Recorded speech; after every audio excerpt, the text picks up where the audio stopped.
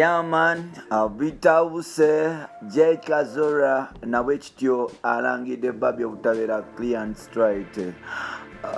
Atuyikiddemu olugendo lwabwe ne Babi lwaki Babi teyali badde muntu oyo asobola kumukola ye kyalowooza nti si kirungi.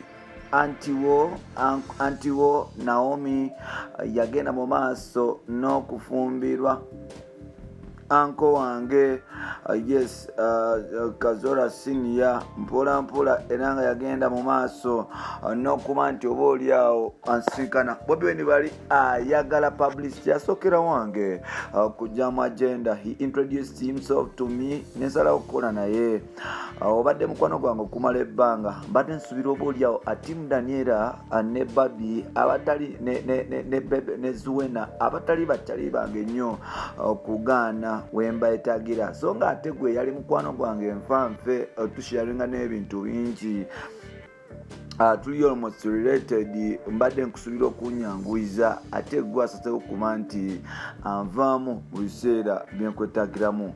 J Kazora oba MC Kazora wali ku NBS late night chat avuddeyo n'alumba Babi Kyagulanyi olw'okumweyisizaako obubi era ng'agamba nti omukyalo ono alina empisa embi nvundu ddala tamulabangako mu mpisa z'envundu era avuddeyo n'ategeeza eggwanga nti tasuubira kuba nti oba oli awo nti ebintu ebitono bigenda mu maaso n'okuba nti bimumalamu oba olw'okuba nga ali mu kisikizo kya First Lady y'ensonga asazeewo okweyisa bw'atyo ng'agamba ne Kataha Museveni abadde eyisaako bulungi ate ono atanatuuka bw'anaatuuka kinaaba kitya. Yes, J Kazora atabuse. Lwaki atabuse? Lwaki ssaawa zino Babi yali mukalirirwa bye tugenda okuba nti tukutuusaako nawe kityo tukaniriza ku mukutu gwaffe y'omuganzi ogumanyikiddwa nga Uganda mu kamuli amanya n'ebiboozi bamutantambi kimso the number one rich boy Maxud Junior webale kuba nti otambula nange webale kuba nti osubscribing webale kuba nti onzikirizamu webale kuba nti eva ojja wano n'ogamba nti ne kutambula n'eremoja kimso olwono osobola okuba nti okola ebintu by'ettabo. Uganda, we ready to go? Yes, we ready to go. Mwabirabye speaker kye bamukoze kadaga kye bayita NRM.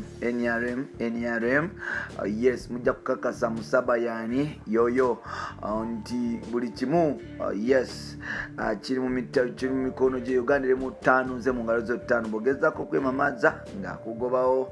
However much some of us we not happy tetuli basanyufu nebyo byasaliddwako akabina ka SEC the SEC group kukatani NRM. Mwebale nnyo kutunda Uganda yaffe subira tuligisanga mu maaso awo.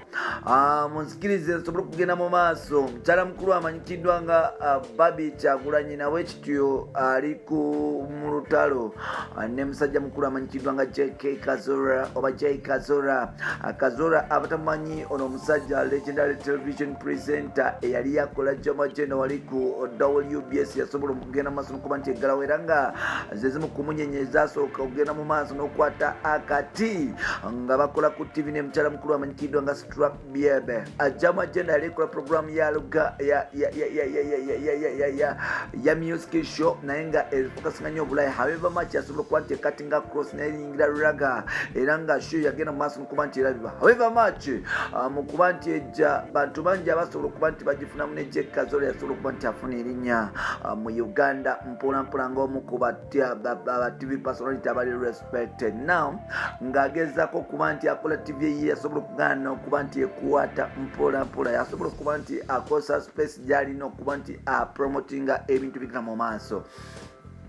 Wano yasobola okuba nti akola show manyikiddwa nga yes legendary chat oba late night chat mwakyaliza abantu abasinga obukulu especially ba celebrities. Mu first edition yasobola okuba nti aleeta ba radio legendaries okwali MC Ndawula Uncle Alex Ndawula yali yakola ku Capital FM n'aleeta abantu bangi abali ku Rasta Rob MC Isanyo FM ku Gata super radio sigaddewo mpola mpola. Yes aga then this edition naleta abantu abalala, then this time around yabadde agezako kuleta mukyala wa Daniela, mukyala wa Chameleon, Team Daniela, kokata Bobby Kyagulanyi ne Zuena Sali batubulire how they came up with those stars mu myaka abiri babusanzewa n'ensonyi balifuniddewa.